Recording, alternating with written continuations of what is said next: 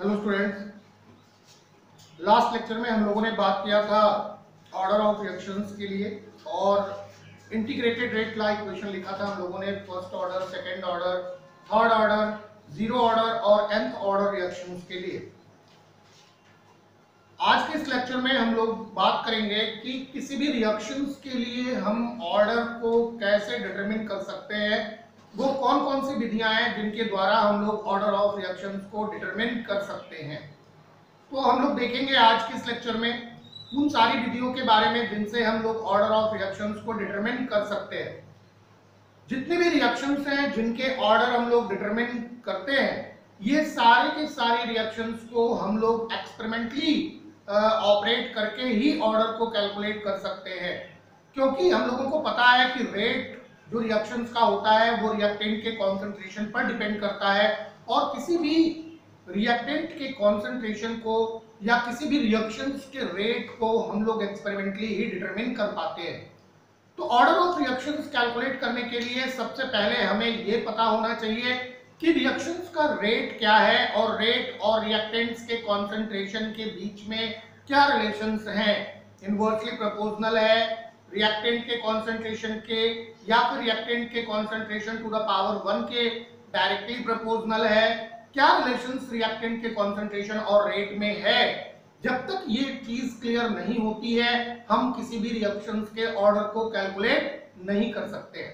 तो आइए देखते हैं कि वो कौन कौन से मेथड्स हैं जिनके द्वारा हम रिएक्शंस के ऑर्डर को कैलकुलेट कर सकते हैं।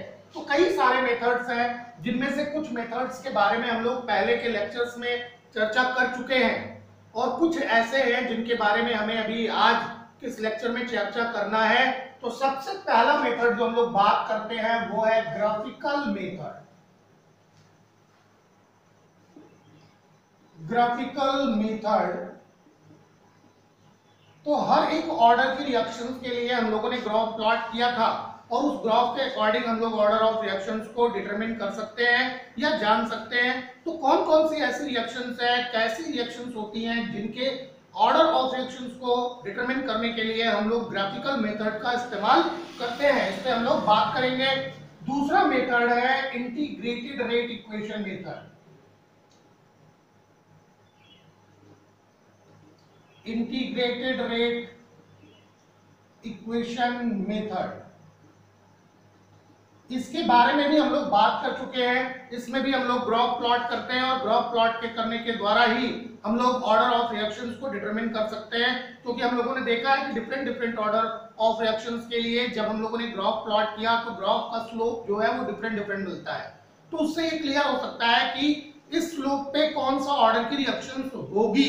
इसके बारे में भी हम लोग बात कर चुके हैं, एक बार थोड़ा सा और रिकैप करेंगे। तीसरा और सबसे इंपॉर्टेंट मेथड है वो है initial rate method. Initial rate method, initial rate method तो सबसे इंपॉर्टेंट जो टॉपिक है आज के इस लेक्चर का वो यही है, इनिशियल रेट मेथड क्या है। हालांकि इनिशियल रेट के लिए भी हम लोग लास्ट लेक्चर्स में बात कर चुके हैं, लेकिन आज के इस लेक्चर में हम लोग देखेंगे कि इनिशियल रेट मेथड से किसी भी रिएक्शन के ऑर्डर को कैसे कैलकुलेट करते हैं, किस तरह से हम लोग ऑर्डर कैलकुलेट कर सकते हैं। और लास्ट जो हम लोग देखेंगे वो है half life method. Half life method में भी हम लोग काफी कुछ बात कर चुके हैं, रिएक्शंस के ऑर्डर को डिटरमिन करने के लिए इसका इस्तेमाल कैसे करते हैं। इस चीज को आज के इस लेक्चर में हम लोगों को पढ़ना है। तो सबसे पहले हम लोग देखेंगे ग्राफिकल मेथड। सबसे पहला ग्राफिकल मेथड, तो इस ग्राफिकल मेथड में और इंटीग्रेटेड रेट इक्वेशन मेथड में हम लोग ज्यादा समय नहीं लगाएंगे, क्योंकि इन चीजों को हम लोग पहले भी पढ़ चुके हैं। लास्ट के लेक्चर्स को आप लोग खोल के देखेंगे तो उसमें सभी ऑर्डर की रिएक्शंस के लिए आपको ग्राफ मिलेंगे और उन ग्राफ के द्वारा हम लोग रिएक्शंस की ऑर्डर को जान सकते हैं। क्या चीज इसमें जानेंगे, सबसे इंपॉर्टेंट चीज जो है वो ये जानना है इसमें कि ग्राफिकल मेथड का यूज हम कहां करते हैं, कौन से ऐसे रिएक्शंस हैं जिनके ऑर्डर को डिटरमिन करने के लिए हम ग्राफिकल मेथड का यूज करते हैं। तो सबसे इंपॉर्टेंट चीज कि जब कोई भी ऐसी रिएक्शन होती है जिसमें केवल एक रिएक्टेंट होता है, जितनी भी ऐसी रिएक्शंस हैं जिसमें केवल एक रिएक्टेंट होता है, तो उस रिएक्शंस के ऑर्डर को डिटरमिन करने के लिए हम लोग ग्राफिकल मेथड का यूज करते हैं। तो सिंपल सी बात कि this method is used when there is only one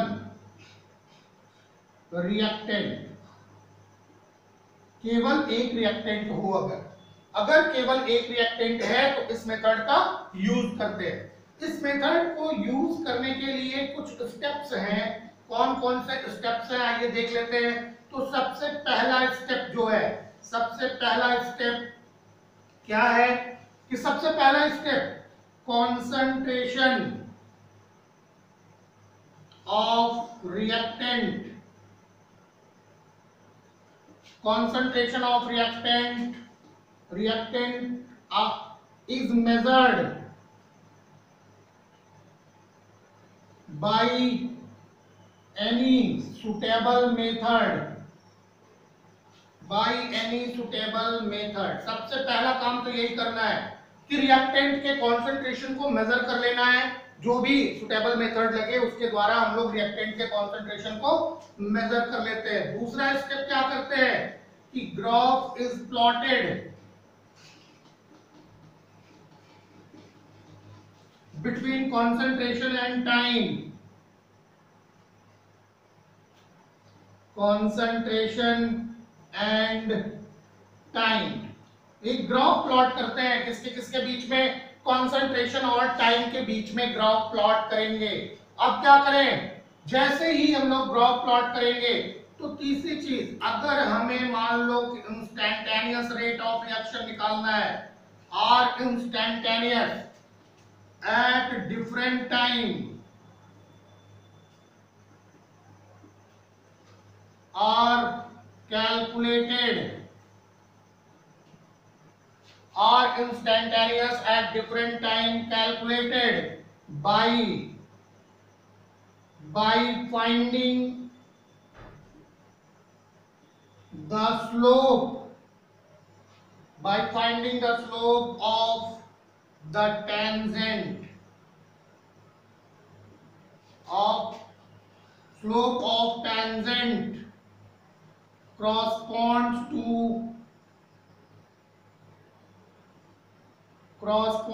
to different time, corresponds to different time। अगर हमें आर इंस्टेंटेनियस कैलकुलेट करना है डिफरेंट टाइम पर तो हम इसको कैलकुलेट कर सकते हैं कैसे, स्लोप जो है टेंजेंट का, उस स्लोप को डिफरेंट टाइम इंटरवल में देख लेते हैं और उसके द्वारा हम लोग आर इंस्टेंटेनियस कैलकुलेट कर सकते हैं। अगली चीज कि rate of reaction, rate of reaction is plotted versus किसके किसके, concentration of R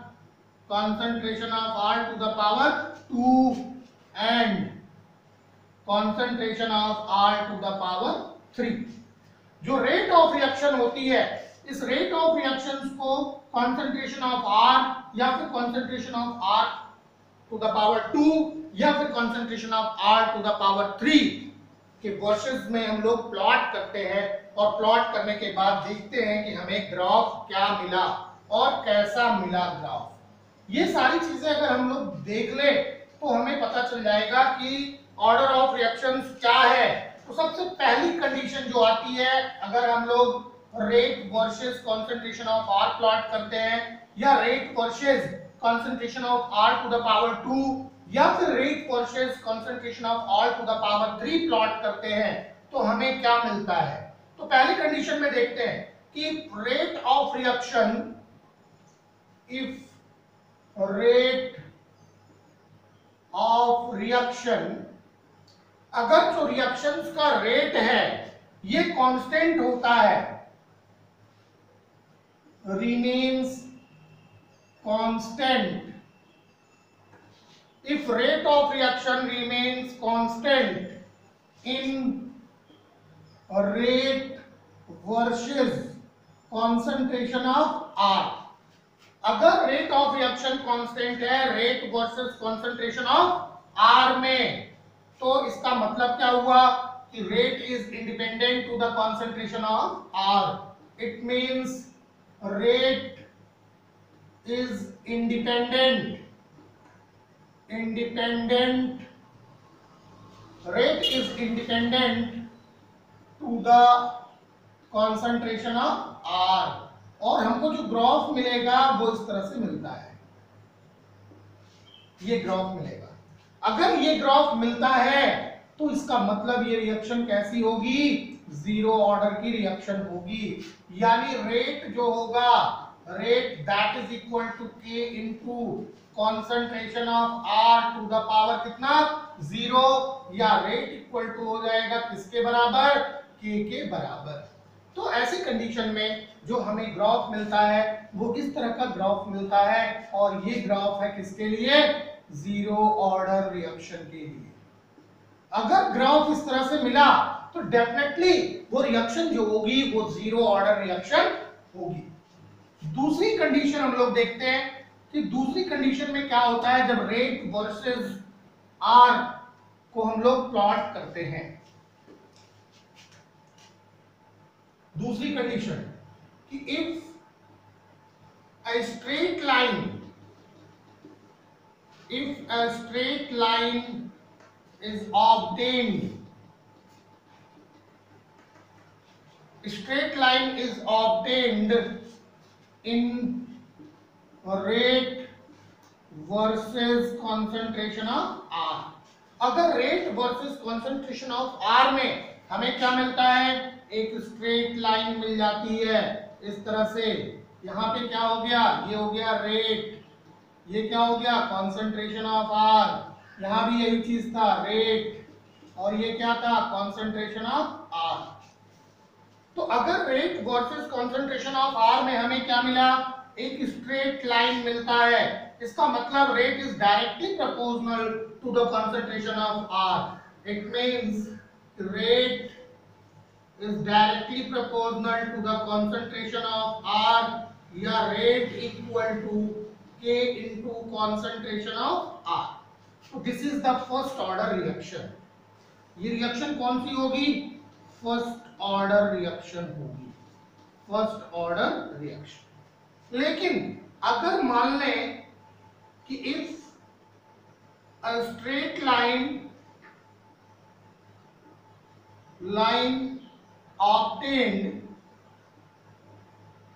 obtained in a rate versus concentration of R to the power 2, यानी रेट इक्वल टू कितना हो गया, K into concentration of R to the power 2। तो जो graph मिलेगा वो कैसा मिलेगा, स्ट्रेट लाइन। ये स्ट्रेट लाइन यहाँ क्या होगा, concentration of R to the power 2, और ये क्या हो जाएगा, रेट हो जाएगा। तो ये सेकेंड ऑर्डर रिएक्शन है, सेकेंड ऑर्डर रिएक्शन, ये सेकेंड ऑर्डर रिएक्शन के ग्राफ। अगर रेट और concentration of reactant to the power 2 के बीच में ग्राफ प्लॉट करते हैं और हमें एक स्ट्रेट लाइन मिलता है, तो ये सेकेंड ऑर्डर रिएक्शन होगी। बिल्कुल इसी तरह से अगर हम लोग एक्सपेरिमेंटल वेरिफिकेशन के द्वारा ये सारी चीजें होंगी, अगर हम लोग R का कॉन्सेंट्रेशन टू द पावर 3 और रेट इन दोनों के बीच में ग्राफ प्लॉट करते हैं और ये भी हमें क्या मिलता है, एक स्ट्रेट लाइन मिलता है, तो ये थर्ड ऑर्डर की रिएक्शन हो जाएगी। थर्ड ऑर्डर रिएक्शन यानी रेट इक्वल टू जो होगा वो K into concentration of R to the power 3 हो जाएगा। तो थर्ड ऑर्डर रिएक्शंस के लिए हमको भी स्ट्रेट लाइन ग्राफ मिलेगा, कब, जब रेट और कॉन्सेंट्रेशन ऑफ रिएक्टेंट के क्यूब में हम लोग ग्राफ प्लॉट करते हैं। अगर ऐसा होता है तो ये थर्ड ऑर्डर की रिएक्शंस होगी। तो इस तरह से एक्सपेरिमेंटल डाटा के आधार पर अगर रेट और कॉन्सेंट्रेशन ऑफ रिएक्टेंट के बीच में ग्राफ प्लॉट करें तो ग्राफ के अकॉर्डिंग हम पता लगा सकते हैं कि किस ऑर्डर की रिएक्शंस है। लेकिन ये चीज पॉसिबल तभी है जब रिएक्शंस के अंदर केवल एक और एक ही रिएक्टेंट ऑपरेट हो रहा है, केवल एक ही रिएक्टेंट उसमें उपस्थित है। अगर एक से ज्यादा रिएक्टेंट है तो ऐसी कंडीशन में हम इस ग्राफ के द्वारा रिएक्शंस की ऑर्डर को डिटरमिन नहीं कर सकते हैं। कर लीजिए फटाफट इसको। फिर हम लोग देखते हैं यूज ऑफ इंटीग्रेटेड रेट।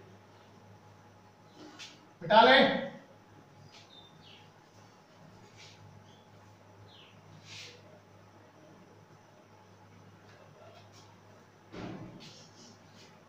आइए देखते हैं कि इंटीग्रेटेड रेट इक्वेशंस के यूज के द्वारा भी हम लोग कैसे फर्स्ट, सेकंड, थर्ड या जीरो ऑर्डर के रिएक्शंस को डिटरमिन कर सकते हैं, हम कैसे जान सकते हैं। तो use of integrated rate law, integrated rate law के यूज के द्वारा इस चीज को भी हम लोगों ने देखा था जीरो ऑर्डर के रिएक्शंस के लिए जब इंटीग्रेशन किया था, फर्स्ट ऑर्डर के रिएक्शंस के लिए भी इंटीग्रेशन किया था, सेकंड ऑर्डर के रिएक्शंस के लिए भी इंटीग्रेशन किया था। तो हम लोगों को क्या चीजें मिली थी? देखो, सबसे पहली चीज तो हम लोग ये जाने कि इस मेथड को हम लोग एरर्स एंड ट्रायल मेथड कहते हैं। तो this method is also known as errors and trial method। errors and trial method का मतलब क्या है? हिट एंड ट्रायल मेथड आप लोगों ने सुना होगा। एरर्स एंड ट्रायल मेथड का मतलब ये है कि जो एक्सपेरिमेंटल डाटा हमको मिलेगा, उस एक्सपेरिमेंटल डाटा को हम डिफरेंट इक्वेशंस में, जो इंटीग्रेटेड रेट इक्वेशंस मिला उसमें सेट करेंगे। अगर एरर्स है तो डेफिनेटली वो उस डाटा को फॉलो नहीं करता है, उस ऑर्डर के रिएक्शंस के काइनेटिक्स को फॉलो नहीं करता है। लेकिन जो ऑर्डर ऑफ रिएक्शंस के लिए हम लोगों ने काइनेटिक्स निकाला था, जो इंटीग्रेटेड रेट लॉ इक्वेशंस के लिए काइनेटिक्स निकाला था, उसमें से जिसके भी काइनेटिक्स में वो डाटा फीड होता है, सेटअप होता है, वो रिएक्शन उसी ऑर्डर की होगी। तो इसीलिए इसको हम लोग कहते हैं errors and trial method.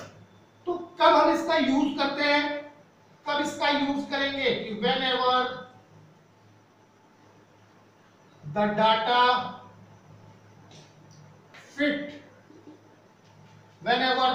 fit with the equation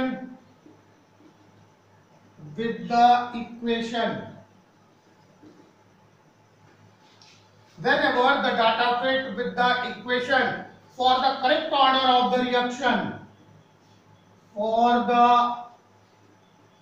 correct order of the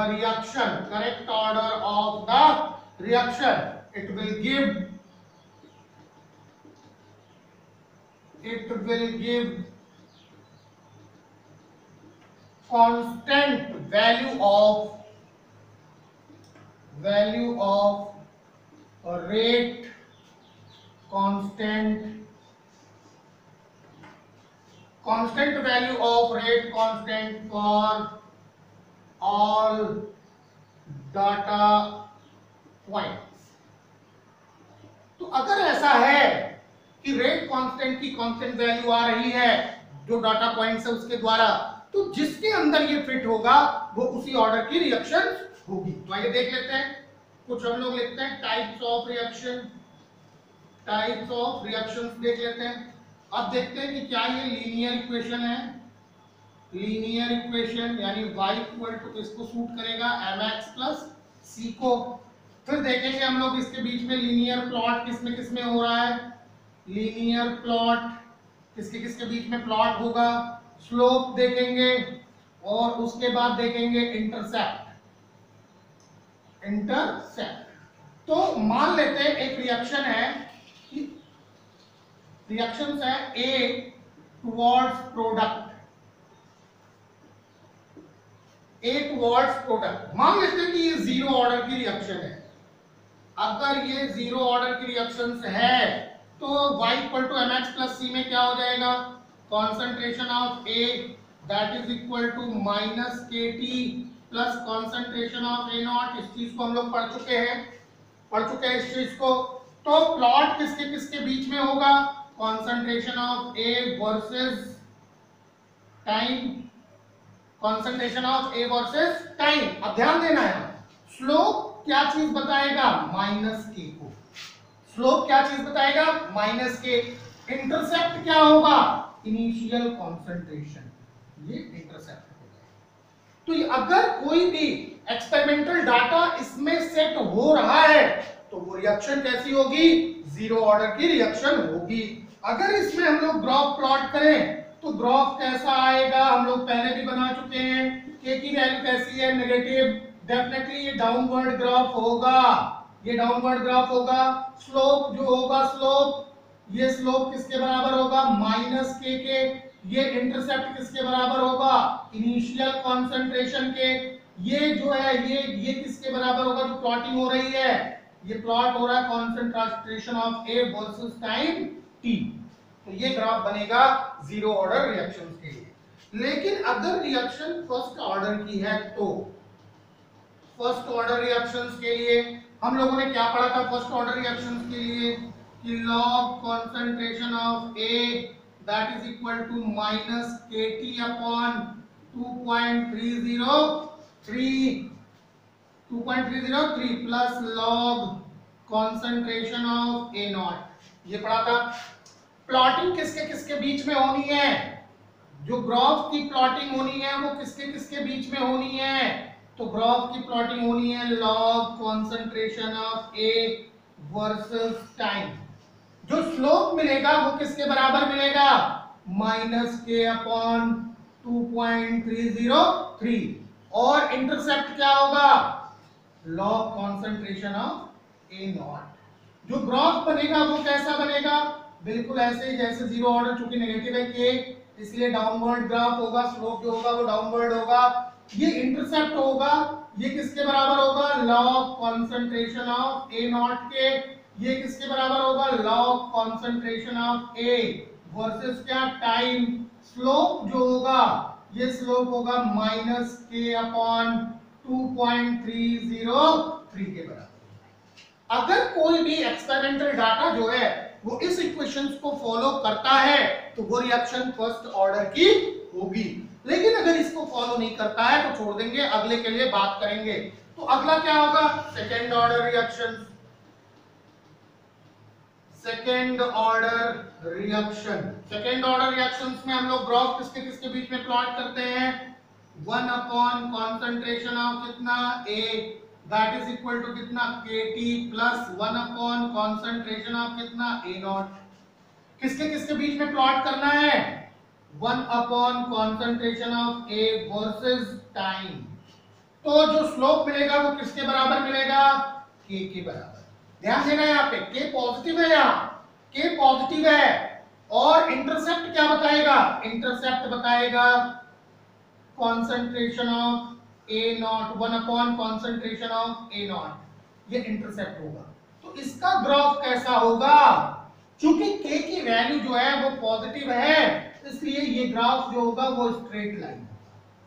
ये किसके बराबर हो गया, ये 1 upon concentration of A versus क्या, टाइम। ये इंटरसेप्ट किसके बराबर होगा, 1 upon concentration of A not. Slope किसके बराबर होगा, स्लोप इक्वल टू k के बराबर। तो ये ग्राफ हो जाएगा सेकेंड ऑर्डर रिएक्शंस के लिए। अगर रिएक्शन थर्ड ऑर्डर की है तो थर्ड ऑर्डर रिएक्शन, तो बिल्कुल वैसे ही ये सारी चीजें हम लोग पढ़ चुके हैं। 1 upon concentration of A to the power 2, क्योंकि n माइनस 1 होता है, इक्वल टू कितना हो जाएगा, इक्वल टू हो जाएगा 2 kT, equal to 2 kT plus 1 upon concentration of A naught to the power 2। किसके किसके बीच में प्लॉट करें, 1 upon concentration of A to the power 2 versus time. Slope किसके बराबर होगा, स्लोप 2k के बराबर होगा, स्लोप 2k के बराबर होगा। और अगर स्लोप 2k के बराबर हो रहा है तो इंटरसेप्ट क्या हुआ, 1 upon concentration of A naught to the power 2। Graph कैसा मिलेगा, बिल्कुल जैसे कि सेकेंड ऑर्डर का ग्राफ मिला है ऐसे ही ग्राफ मिलेगा। इंटरसेप्ट जो होगा ये 1 upon concentration of A naught to the power 2, ये 1 upon concentration of A to the power 2 versus time. और स्लोप किसके बराबर हो गया, 2k के बराबर हो गया।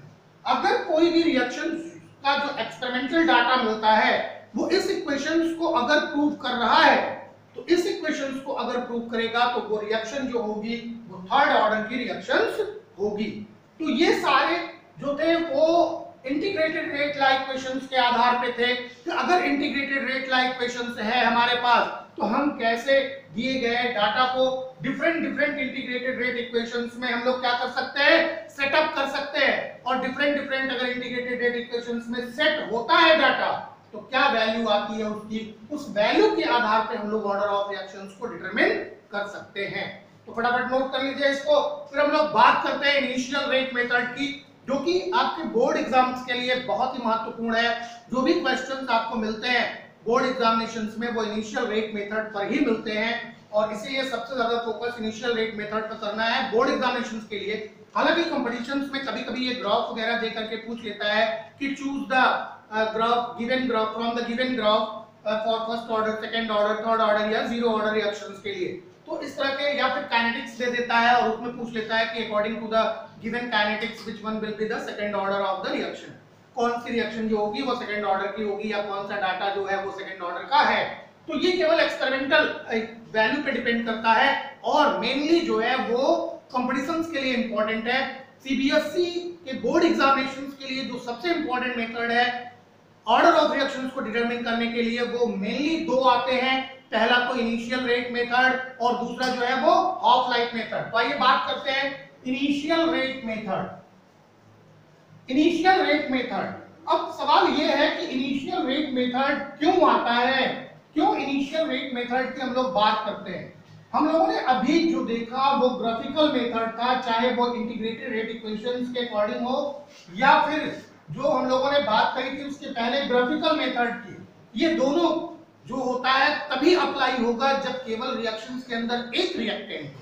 अगर रिएक्टेंट एक है तो इसका यूज कर सकते हैं, लेकिन अगर मान लो कि कोई भी ऐसी रिएक्शन हो रही है जिसमें रिएक्टेंट जो है वो दो हैं या दो से ज्यादा है रिएक्टेंट, तो ऐसी कंडीशन में हम लोग क्या कर सकते हैं, ऐसी कंडीशंस में हम लोग इनिशियल रेट मेथड का यूज करेंगे। तो आइए देखते हैं इनिशियल रेट मेथड।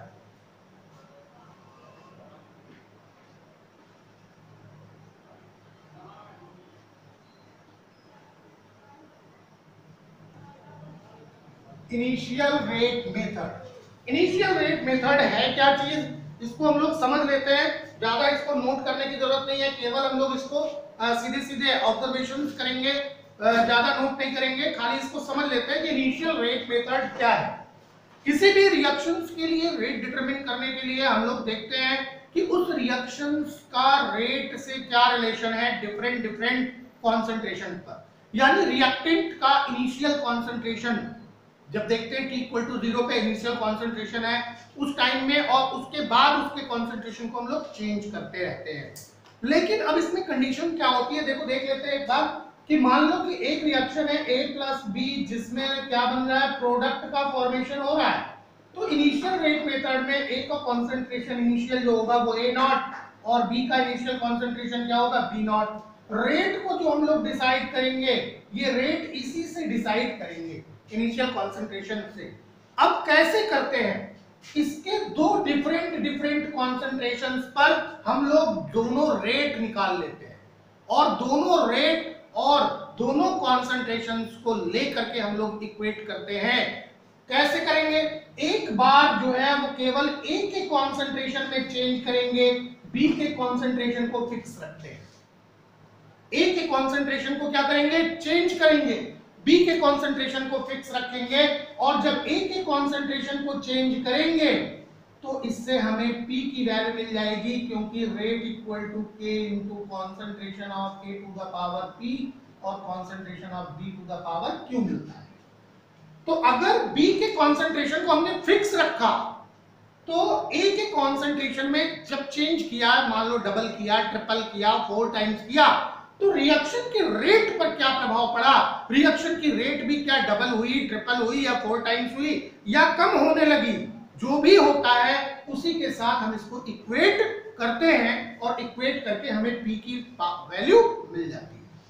दूसरी कंडीशन में क्या करते हैं, दूसरा स्टेप जब लेंगे तो A की कॉन्सेंट्रेशन को फिक्स कर देते हैं, और बी के कॉन्सेंट्रेशन को चेंज करते हैं, वही वैसे ही चेंज करेंगे, डबल करेंगे, ट्रिपल करेंगे या फिर 4 टाइम्स करेंगे और देखते हैं कि जब इसके अंदर चेंजिंग किया गया तो इसके रेट पर क्या प्रभाव पड़ा, क्या रेट भी डबल हो रही है, ट्रिपल हो रही है या 4 टाइम्स हो रही है।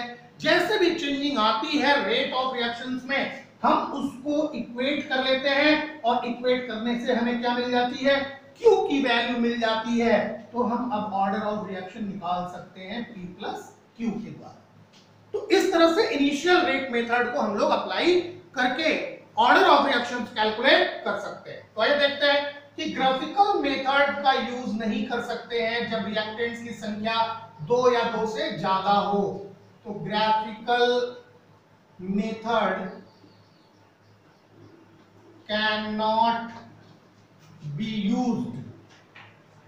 Graphical method cannot be used for determining rate या order of reaction having 2 or more reactants. अगर 2 या 2 से ज्यादा रिएक्टेंट्स हैं तो हम लोग ग्राफिकल मेथड का यूज नहीं कर सकते। तो the rate of such reactions can be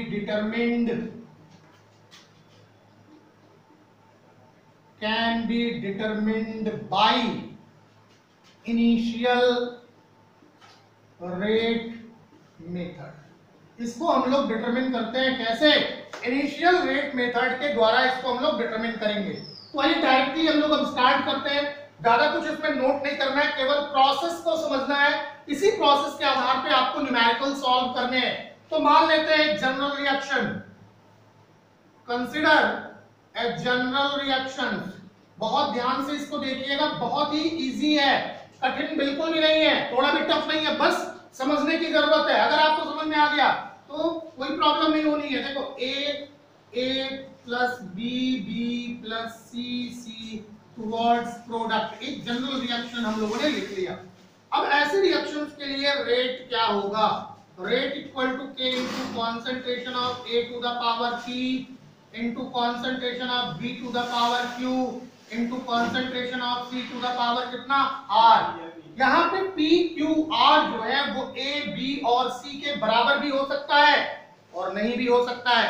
यानी हम लोगों ने इस पे बात किया था कि जो स्टोइचियोमेट्रिक कोएफिशिएंट्स होते हैं वो किसी भी रिएक्टेंट के कंसंट्रेशन टर्म को जितने पावर तक रेज करते हैं उतने तक बढ़ाया जा सकता है।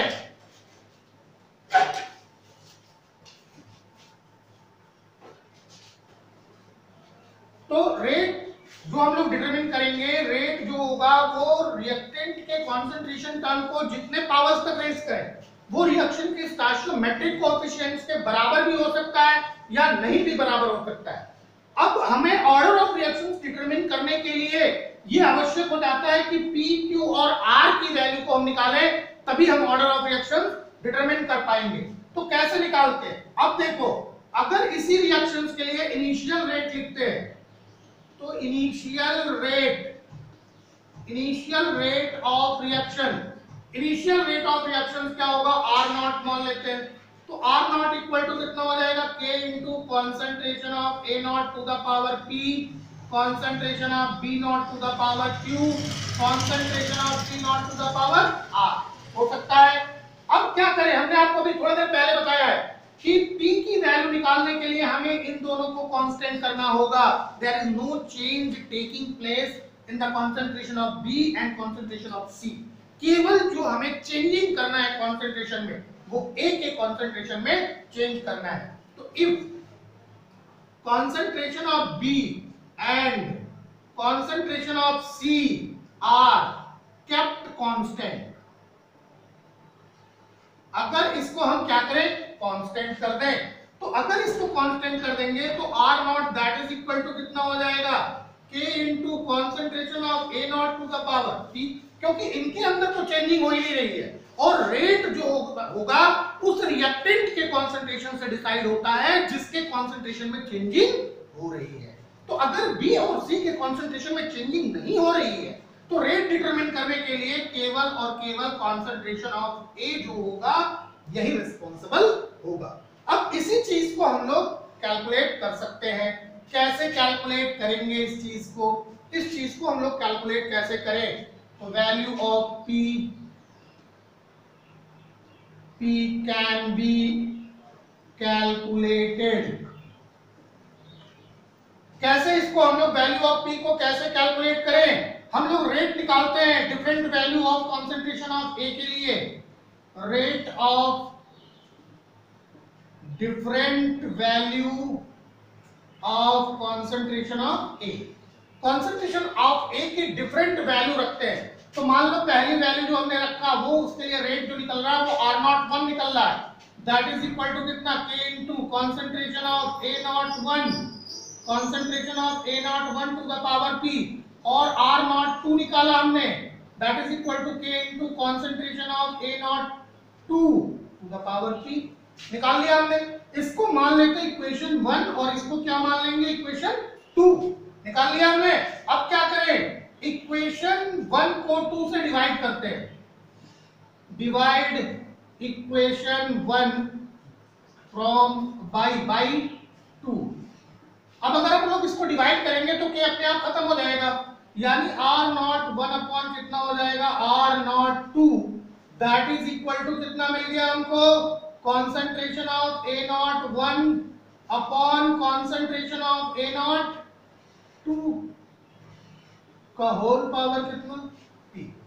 अब इसको अगर हम इक्वेट करेंगे, इसको सॉल्व करने पर हम देखते हैं कि कितना मिलता है, उसके टू द पावर कितना हो सकता है, वही P की वैल्यू मिल जाएगी। तो ऐसे ही P को मिल गया, P मिला लिए। अभी हम क्या करें? अभी हम A और C को कांस्टेंट करते हैं। जैसे ही A और C को कांस्टेंट करेंगे तो हमें वैल्यू जो मिलेगी वो Q की मिल जाएगी, क्योंकि जो कंसंट्रेशन चेंज होगा वो B के कंसंट्रेशन में चेंजिंग होगी। अभी हम क्या करेंगे? फिर इसके बाद A और B के कंसंट्रेशन को फिक्स करेंगे। तो C के कंसंट्रेशन में जब चेंजिंग होगी तो रेट जो होगा वो C के कंसंट्रेशन के अकॉर्डिंग होगा और तब हमें R की वैल्यू मिल जाएगी। तो इस तरह से P, Q और R की वैल्यू को हम लोग क्या कर सकते हैं? कैलकुलेट कर सकते हैं। और जैसे ही इसको हम लोग कैलकुलेट कर लेंगे तो तुरंत हमको वैल्यू मिल जाएगी। एक और मेथड है जिसके द्वारा हम इस वैल्यू को कैलकुलेट कर सकते हैं। कैसे? दोनों साइड्स का लॉग ले लें। दोनों साइड्स का लॉग ले लें तो ले लेते हैं taking log on both sides. दोनों साइड्स का अगर हमने लॉग लिया तो हमें कितना मिल गया? ये लॉग R01 का concentration upon R01 upon R02, that is equal to log कितना हो गया? Concentration of A01 upon concentration of A02 to the power कितना? P। इधर वाला मिटा ले, इधर वाला मिटा लेते हैं, देखते हैं इधर लाके इसको। अभी हम इसी इक्वेशंस को कैसे लिख सकते हैं? इसी इक्वेशंस को हम लिख सकते हैं कि log R01 upon R02 equal to P log concentration of A01 upon concentration of A02, या P इक्वल टू हम लिख सकते हैं log concentration of R01 upon R02 का whole upon log concentration of A01 upon A02। इसके द्वारा भी हम P की वैल्यू को कैलकुलेट कर सकते हैं। तो इस तरह से भी हम P की, Q की और R की वैल्यू निकाल सकते हैं। तो P, Q और R की वैल्यू जब निकल जाएगी तो हम N को यानी ऑर्डर ऑफ रिएक्शंस को कैलकुलेट कर सकते हैं। तो कैसे? For value of Q। अब पूरा हम लोग सॉल्व नहीं करते, अब यहीं पे आपको पता चल जाएगा कैसे निकल जाएगा। तो Q इक्वल टू कितना हो जाएगा? log R01 upon R02, that is equal to Q log concentration of B01 upon concentration of B02। अब इसी को इसमें पुट कर लेंगे, Q की वैल्यू मिल जाएगी। Q इक्वल टू कितना हो जाएगा? log इतना upon log concentration of B0 upon concentration of B02। ऐसे ही R के लिए निकाल सकते हैं। R इक्वल टू कितना हो जाएगा, R इक्वल टू हो जाएगा log R01 upon R02, that is equal to R log concentration of C01 upon concentration of C02। तो R इक्वल टू कितना मिल जाएगा, log इतना बाय इतना रेट हो गया, और log यहाँ concentration of C01 upon concentration of C02, और इसके द्वारा हमें R की वैल्यू मिल जाएगी। अब अगर PQR मिल गया तो हम ऑर्डर ऑफ रिएक्शन यानी n इक्वल टू निकाल सकते हैं P plus Q plus R के द्वारा। तो P plus Q plus R के द्वारा हमें ऑर्डर ऑफ रिएक्शंस मिल जाएगा। तो आइए देखते हैं एक एग्जांपल लेकर के कि क्या ये जो अभी हम लोगों ने पढ़ा है ये उस एग्जांपल पे सेटअप हो रहा है, यानी क्या इसके द्वारा न्यूमेरिकल प्रॉब्लम्स को सॉल्व करके ऑर्डर ऑफ रिएक्शंस कैलकुलेट किया जा सकता है। तो बेटा लें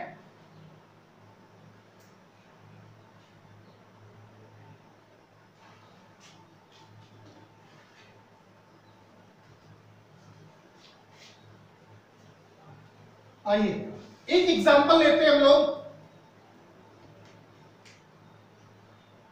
consider a reaction 2A plus 2B 2A plus 2B towards product।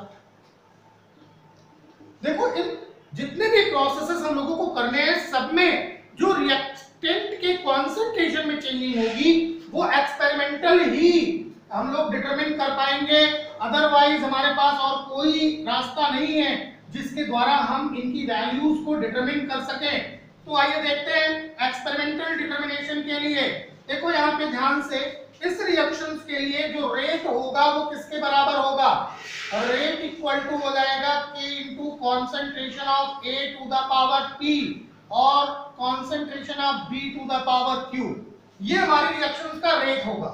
अब इस रिएक्शंस को हमने एक्सपेरिमेंटली करवाया, तो एक्सपेरिमेंटली जो डाटा मिला वो क्या मिला, देखो फ्रॉम एक्सपेरिमेंट से हमें क्या डाटा मिलता। पहले स्टेप में हम लोग देखते हैं concentration of A concentration of B इनमें क्या चेंजिंग हो रही है और रेट ऑफ रिएक्शंस में क्या चेंजिंग हो रही है, इन सब की वैल्यू को हम लोग देखते हैं। देखो मान लो कि जो इनिशियल रेट हम लोगों ने लिया था 0.01 लिया था, B का भी 0.01 लिया था, ऐसी कंडीशन में रेट 0.005 था। आइए सेकेंड स्टेप में हमने क्या किया, B के कॉन्सेंट्रेशन को कांस्टेंट किया, यानी B का कॉन्सेंट्रेशन 0.01 ही रहेगा, इसमें हमने कोई चेंजिंग नहीं की। A के कॉन्सेंट्रेशन को हमने जस्ट डबल कर दिया, तो रेट ऑफ रिएक्शन पे क्या प्रभाव पड़ा, 0.020 हो गया।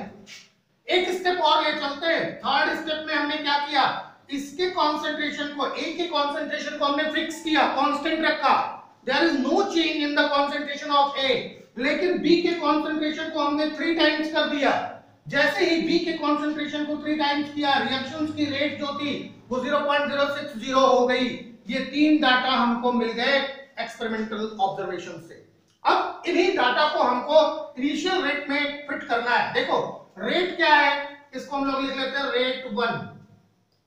Rate 1 equal to K into concentration of A कितना है 0.01 टू द पावर कितना P, कॉन्सेंट्रेशन ऑफ B भी जो है वो 0.01 टू द पावर कितना Q।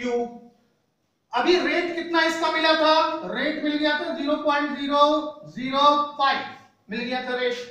चलिए दूसरे के लिए हम लोग देखते हैं रेट 2। रेट 2 जो था वो K इंटू कॉन्सेंट्रेशन ऑफ 0.02 था, A का कॉन्सेंट्रेशन टू द पावर कितना B, Q का कॉन्सेंट्रेशन अरे मतलब B का कॉन्सेंट्रेशन जो था Q के लिए इसको फिक्स रखा गया था और रेट हमको मिला 0.020। इसको मान लेते हैं रिएक्शन नंबर 1 या इसको मान लेते हैं 2। अब क्या करें, डिवाइड 2 बाई 1, डिवाइड 2 बाई 1, 2 को 1 से डिवाइड कर देते हैं।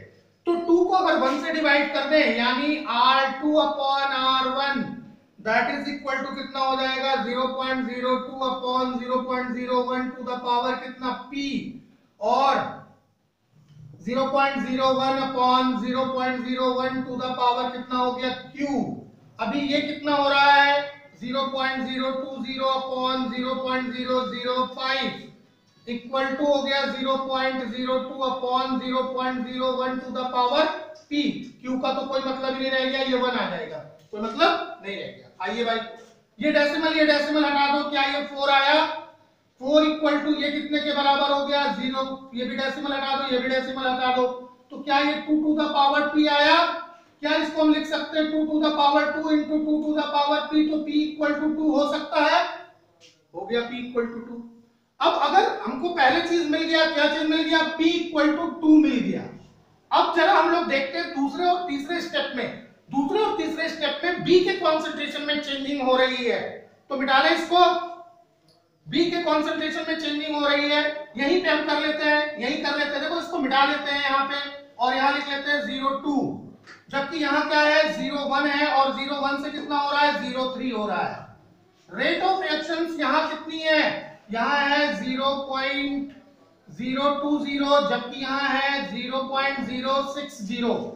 इसी को आगे हम लोग ऑपरेट करते, देखो यहाँ से तो इतना मिल गया, कोई प्रॉब्लम नहीं है।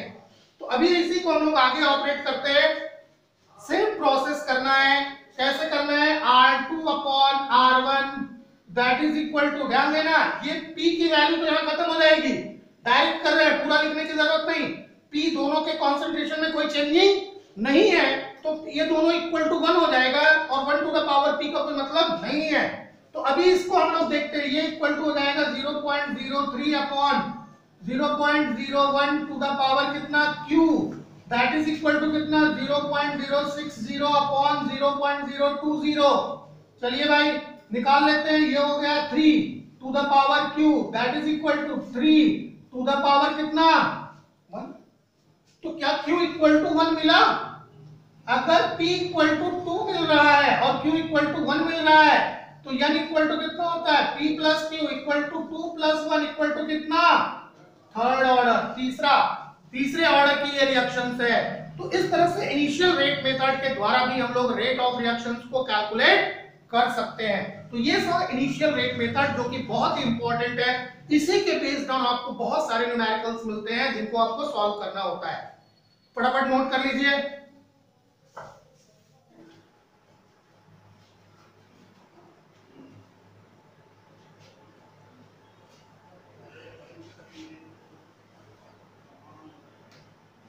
आइए, अब जो लास्ट एक मेथड बचा हुआ है वो है हाफ लाइफ मेथड। और हाफ लाइफ मेथड में भी आप लोगों ने हर एक ऑर्डर की रिएक्शंस में हाफ लाइफ कैसे कैलकुलेट करेंगे ये आप लोगों ने देख लिया था।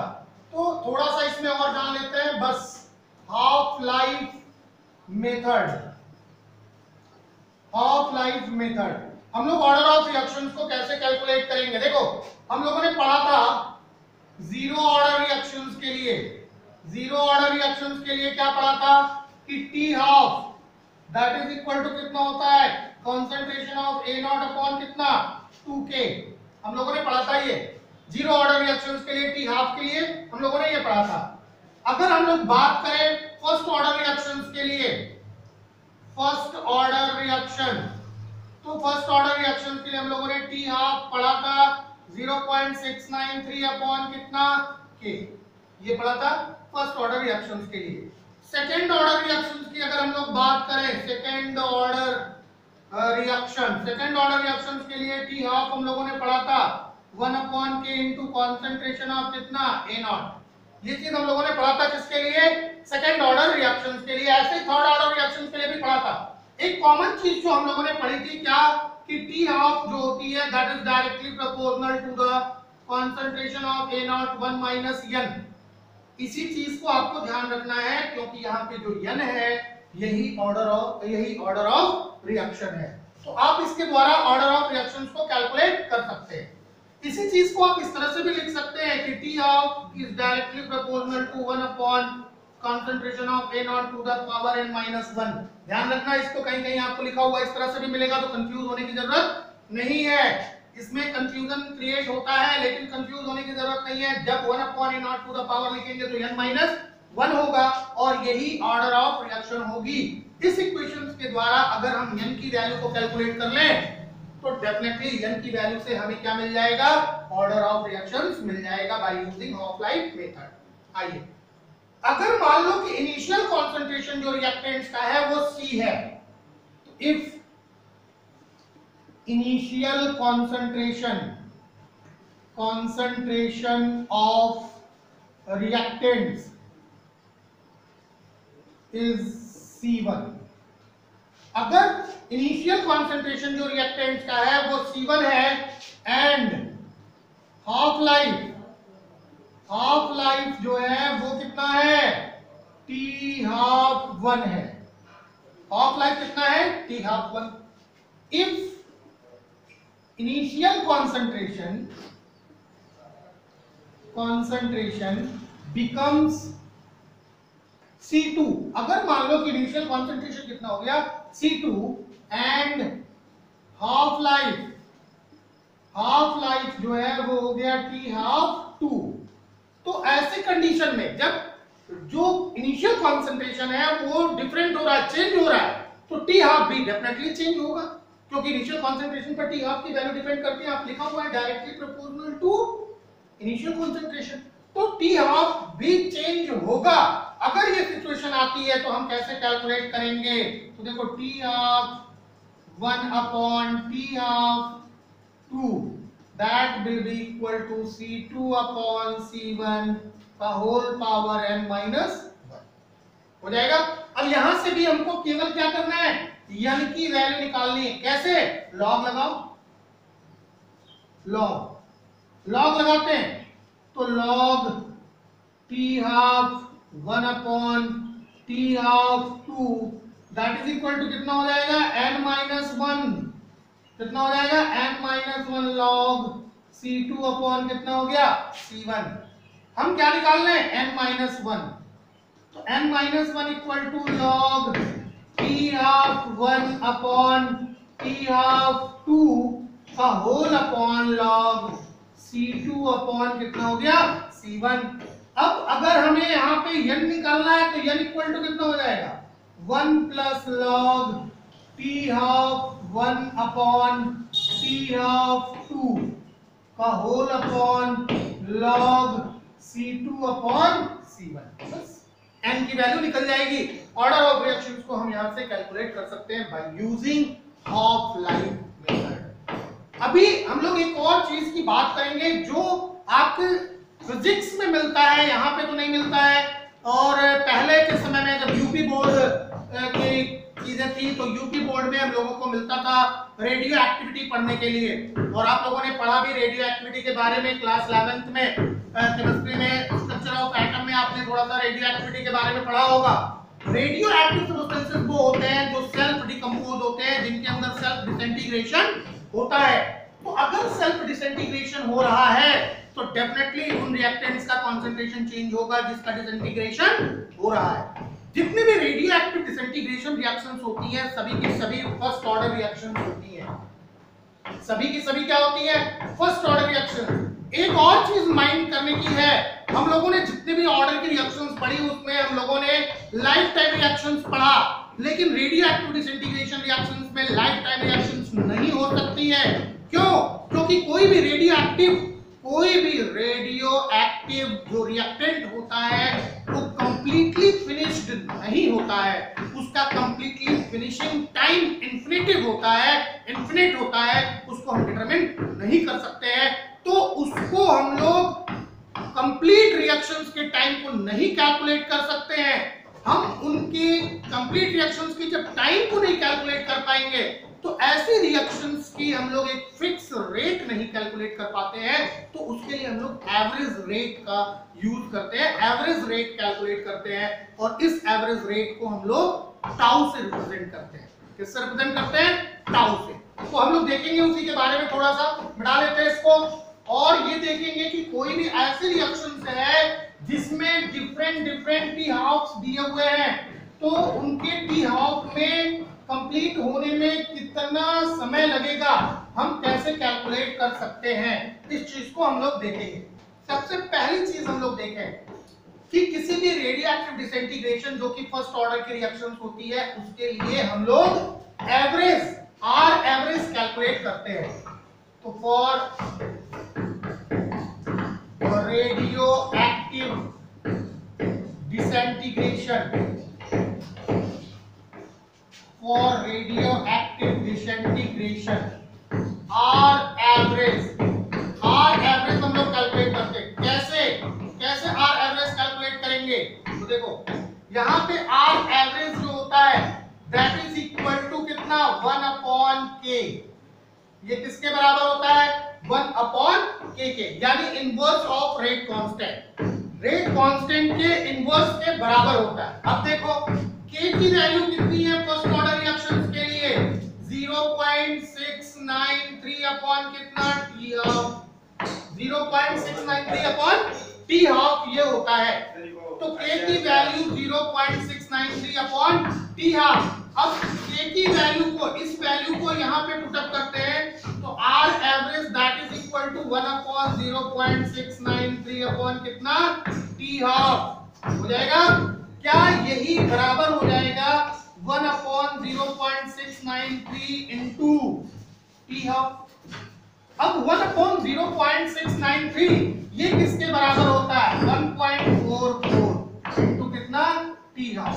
तो मतलब क्या हुआ कि tau that is known as R average that is equal to 1.44 into कितना टी हाफ। इस तरह से हम लोग एवरेज रिएक्शन के रेट को कैलकुलेट कर सकते हैं जब टी हाफ गिवन हो। जब क्या दिया हो? T half given. अब देखो एक और चीज देख लेते हैं कि एट टी इक्वल टू 0 जो रिएक्टेंट का कंसंट्रेशन होता है वो कितना होता है? A naught. अगर T equal to T half है तो ये concentration of A naught upon कितना हो जाएगा? 2 हो जाएगा। लेकिन अगर मान लो कि t equal to 2 T half है तो ये 1/2 इंटू कितना concentration of A naught upon कितना 2, यानी ये हो जाएगा concentration of A naught upon 2 to the power कितना 2। अगर t equal to 3 T half है तो अगर t equal to 3 T half है तो ये हो जाएगा कितना 1/2 into concentration of A naught upon 2 to the power कितना 2 that is equal to concentration of A naught upon 2 to the power 3। अगर T equal to n T half है तो concentration of A naught upon 2 to the power कितना n। इस चीज को आप याद रखिए। कितने हाफ लाइफ कोई रिएक्शन कंप्लीट कर रही है वहां तक पहुंचने में ये हम लोग यहाँ पे सॉल्व कर सकते हैं। तो स्टूडेंट्स ये था आपको ऑर्डर डिटरमिनेशन के लिए कितने मेथड्स हैं, कौन कौन से मेथड्स हैं, इन सारी चीजों को आप लोग नोट करिए और प्रिपेयर करिए। इन सभी चीजों पे आपके न्यूमेरिकल सॉल्व होने वाले हैं। नेक्स्ट लेक्चर में हम लोग मिलेंगे कोलिजन थियरी के साथ कि कोलिजन थियरी क्या है, मैक्स टॉर्च ने क्या कोलिजन थियरी दिया था और टेम्परेचर का क्या प्रभाव पड़ता है रिएक्शंस की रेट पर, जिसके लिए हम लोगों को आर्हेनियस का कॉन्सेप्ट पढ़ना है। तो केवल 2 टॉपिक ये बचे हुए हैं आपके इस चैप्टर में। नेक्स्ट लेक्चर में हम लोग इन्हीं टॉपिक्स पे बात करेंगे। तब तक आप लोग इन सारी चीजों को प्रिपेयर करिए।